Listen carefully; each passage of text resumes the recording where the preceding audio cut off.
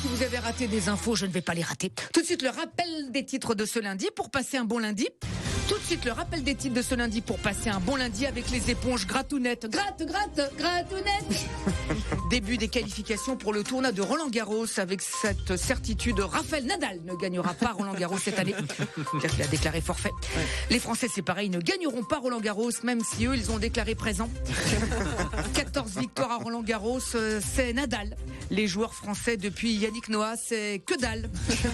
Festival de Cannes, Carla Bruni a failli trébucher en marchant sur sa robe alors qu'elle montait les marches. C'est quand même la deuxième fois de la semaine que chez les Sarko, on est au bord de la chute. La première, c'était Monsieur, et c'était sur les marches du palais de justice.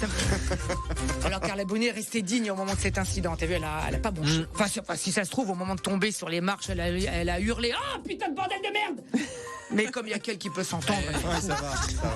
Cinéma toujours. Voilà 10 jours qu'Adèle Haenel a décidé d'arrêter le cinéma. Qui avait décidé d'arrêter Adèle Haenel, vu qu'elle ne tournait plus depuis 3 ans. Plus d'une centaine de comédiens et comédiennes ont salué la décision d'Adèle Haenel d'arrêter le cinéma. Mais eux, par contre, ils s'arrêtent pas. Bah non, le courage s'arrête là où le salaire commence. Consommation à l'eau en bouteille cristalline passe pour la première fois devant Ricard en termes de chiffre d'affaires. C'est pas possible. Voilà ce qui arrive quand Renault arrête l'alcool.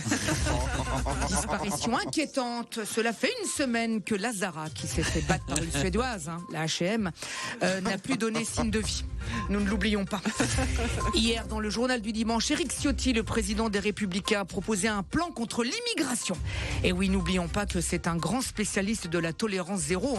Il a quand même réussi à expulser tous les cheveux de sa tête, y compris ceux qui étaient en situation régulière. Il est fort. Déclaration de Bruno Le Maire samedi soir dans l'émission de Léa Salamé, Quelle époque sur France 2. Ah oui. Moi aussi, je vis l'inflation. J'ai 4 enfants. J'achète beaucoup de paquets de pâtes. Oh. C'est dramatique. Oh, il m'a eu le salaud, là. Allez, non, ça. C'est vrai qu'avec 11 000 balles par mois, tu tires la langue, c'est sûr. Pardon, excusez-moi. Bah oui, mais on est tous égaux face aux hausses des pâtes et du riz. C'est ça qui est beau dans cette crise. La devise maintenant, c'est travail, famille, pâtes, riz. Oui. Patrie. Oui. Oui, pour être encore plus près des préoccupations des Français, Bruno Le Maire envisage d'écrire un livre avec Cyril Hanouna. Des nouilles dans ton anus. Wow, ça a l'air trop bien, ça, dis donc. Enfin, la question du jour. Est-ce que dans le sud de la France, les tirs de Kalachnikov font pan, bagna? Pan, bagna. Ouais. C'est bon, vous l'avez? Écoutez, vous avez 2 heures. Allez, heureusement, dans 223 jours, c'est fini 2023.